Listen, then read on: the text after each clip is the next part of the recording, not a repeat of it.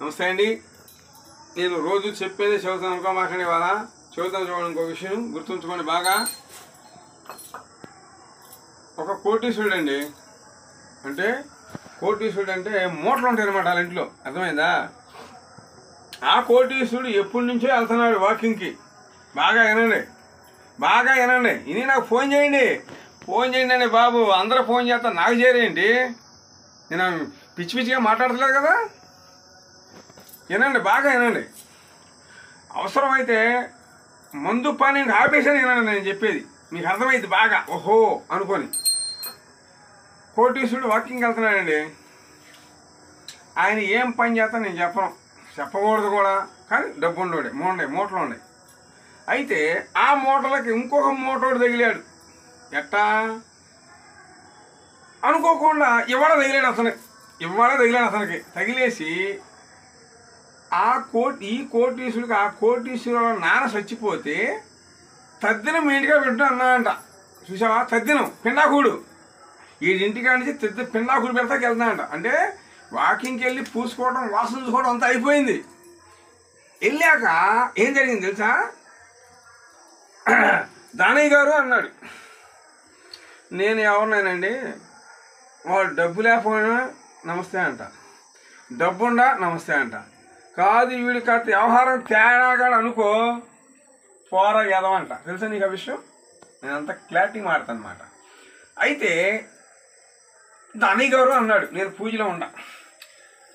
బాబు భర్త మా అబ్బాయి వెళ్ళాడు. ఏంటండి పూజలో ఉన్నట్టే? సరే ఏం లేదమ్మా, డాడీతో మాట్లాడినాడు. అంటే నేను డాడీలే. అయితే మాట్లాడంటే ఏంటండి అని వెళ్ళే పూజ అయ్యాక. అతను పిండాకులు పెట్టుకుంటా మా ఇంట్లో అన్నాడు. సరే తద్దిన ఉండి పెట్టుకోకూడదండి అన్నా. ఏమండి నేను మంచిగా చెప్పాక పెట్టుకోకూడదు యాదవని.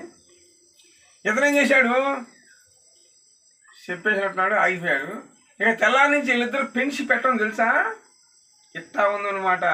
పేకాట ఆడేవాడికి ఒక పేకాటగాడు ఉండాలి, తాగుబోతులకు ఒక తాగుబోతుడు ఉండాలి, కోటీసులు. ఖచ్చితంగా అండి నేను ఒకటి అనుకున్నానండి, వీళ్ళు 4 రోజులే ఉంటారు ఈ స్నేహం అనుకున్నాను. ఇదిగో పూసుకున్నప్పుడు ఇట్టుంది, తర్వాత వాసన పెంట వాసన వచ్చింది. ఈడటు ఆడటు. చూసారా?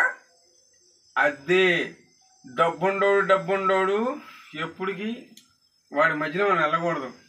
నేను అన్నాను, ఏంటండి మీరు వెళ్తలేదంటే, లేదులేండి నువ్వు ఎదవని తెలిసిపోయింది వాళ్ళకి. అట్లాగే ఎదట వాడిని ఎప్పుడు సులకనగా మాట్లాడితే ఏముందండి, 2 రోజులండి. వేషం ఇది వేషమే. నాది ఒక వేషమే. ఇదిగో చెంపించు, ఇది ఒక వేషమే. ఇప్పుడు నువ్వు టాప్ పని చేస్తావు, అది ఒక వేషమే. నువ్వు వడ్రంగి పని చేస్తావు, అది ఒక వేషమే. కలుపు తీస్తున్నావు, అది ఒక వేషమే.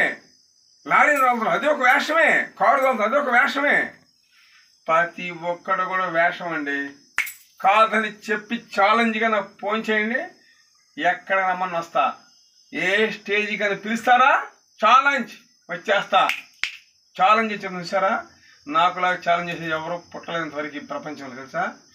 నేను చేసే విధంగా జిల్లేడు పూలు ఏ విధంగా చేస్తున్నాను అంటే నాకులాగా చేసేవాడు అన్నారు చూపించండి. నాలాంటి వాళ్ళకి ఎందుకు లైక్ కొడతారండి మీరు? అబ్బే ఇలాంటి లైక్ కొట్టరు. మేము చెప్పకూడదు, అలాంటి వాళ్ళకి లైక్ కొడతారు. నాకు లైక్ కొట్టినా కొట్టమైన బాబు, నేను చెప్పేది ఏంటంటే, తల్లులారా, తండ్రులారా, పాపలారా, బాబులారా, ముసలోళ్ళారా, బామ్మలారా, చక్కగా లేచి దేవుడా నువ్వే దిక్కయ్యా అనుకోండి చాలు. ఈ పూలు మీరు కోసురాలేరు, ఏంటి ఈ కొబ్బరికాయ మీరు కొనుక్కురాలేరు. అర్థమైందా? దయచేసి భగవంతుని నమ్ముకోండి. నా చిన్నతనంలో పెద్దోళ్ళు అనేవాళ్ళు అండి, ఏమనో తెలుసా?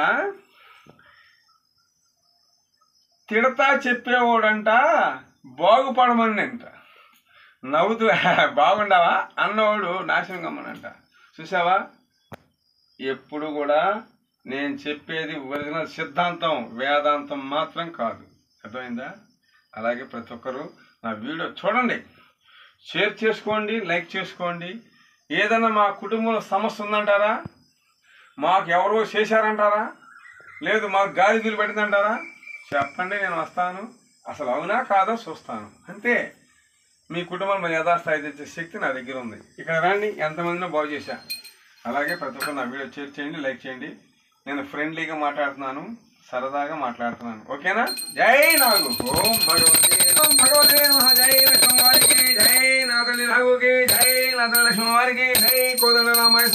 జై నాతల్లి నాగమ్మకి జై అమ్మలగన్నమ్మకి జై నాతల్లి నలుగుకి జై మాత జై తల్లి ఓం నమో నాగేంద్రీ నమః యలోకండేశ్వరాయ నమః నమో నారసింహాయ నమః నమో ఆదిశేషాయ ఓం